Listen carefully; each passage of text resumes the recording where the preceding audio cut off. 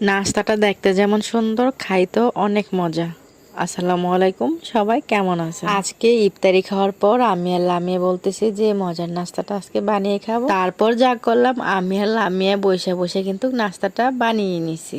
আর যেহেতু নাস্তাটা বানানো একদমই সহজ, তাহলে আর দেরি কিসের। তারপর একটা বোলের মধ্যে আমি আটা নিয়ে নিছি আর পরিমাণ মতো লবণ দিয়ে দিছি আর দিয়ে দিতেছি সয়াবিন তেল। তেলটা দেওয়ার পর লামিয়া তেলটা লবণটা আটার সাথে ভালো মতো মিশাই নিছে।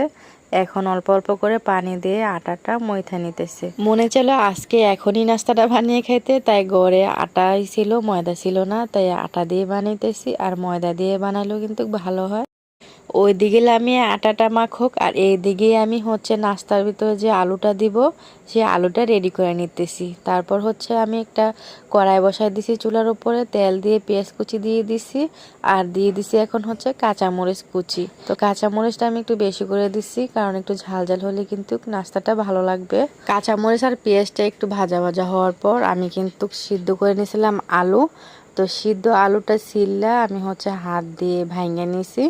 তো সিদ্ধ আলুটা দিয়ে দিছি কড়াইতে, দেওয়ার পর দিয়ে দিছি স্বাদ অনুযায়ী লবণ, হলুদের গুঁড়া, মরিচের গুঁড়া আর জিরা গুঁড়া আর একটু গরম মশলার গুঁড়ো।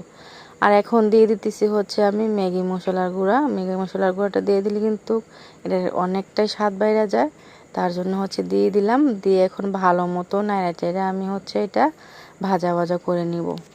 তারপর নাড়াটা কিন্তু আমি ভাজা ভাজা করে নিছি আলুটা। এখন ধনিয়া পাতা কুচিটা দিয়ে দিছি। দেওয়ার পর আর একটু নাড়াটেরা তারপরে আমি আলুটা উঠাই নেব। এই তো আলুটা হয়ে গেছে, উঠাই নিতেছি।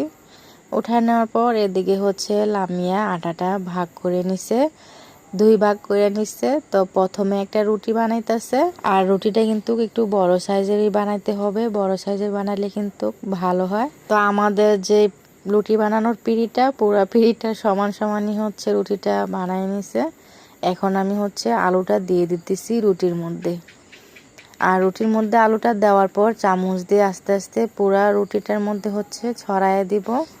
রুটিটা কিন্তু অত পাতলাও হওয়া যাবে না, আবার অত মোটাও হইলে ভালো হবে না, না পাতলা না মোটা, এমন ভাবে রুটিটা বানাইতে হবে। তো রুটিটার মধ্যে কিন্তু আমি আলু ছড়াই নিছি। তো অত সাইডে কিন্তু আলুটা নেওয়া যাবে না, রুটির একটু ফাঁকা রাইখা আলুটা দিতে হবে। আর ঠিক এভাবে ভাঁজ দিয়ে নিতে হবে। রুটিটার এক মাথা থেকে এভাবে বল ডাইলেই ভাঁজটা ঠিকঠাক মতন হয়ে যাবে। তো আমি লামিয়াকে দেখা দিছি, ও ঠিকঠাক মতনই ভাঁজ দিয়ে নিছে। লামিয়া ভাঁজ দেওয়ার পর এখন আমি একটা ছুরি দিয়ে কাইটা ছোট ছোট পিস করে নিতেছি।